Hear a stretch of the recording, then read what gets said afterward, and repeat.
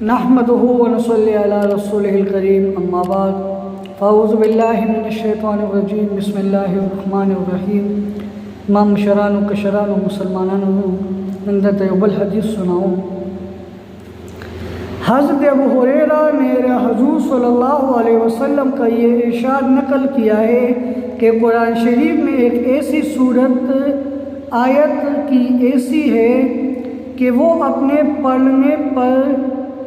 والے کی شفاعت کرتی رہتی ہے یہاں تک کہ اس کی مغفرت کروا دے۔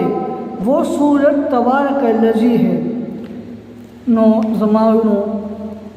دری حدیث اللہ ثابتی ہی چی تبارک الذی صورت ادا سرے ویل شیر شفاعت ہم کئی اور دے چرے بیمارے نہم شفاعت اور گئی دے فضائل دین موجود تھی زمانوں اللہ رب العزت دی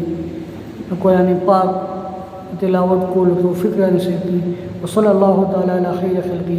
محمد وآلہ واصحابہ اجمعین۔ اللہم ربنا آتنا فی الدنیا حسنہ وفی الآخرۃ حسنہ وقنا عذاب النار وقنا عذاب القبر وقنا عذاب الحشر وقنا عذاب المیزان برحمتک یا ارحم الراحمین۔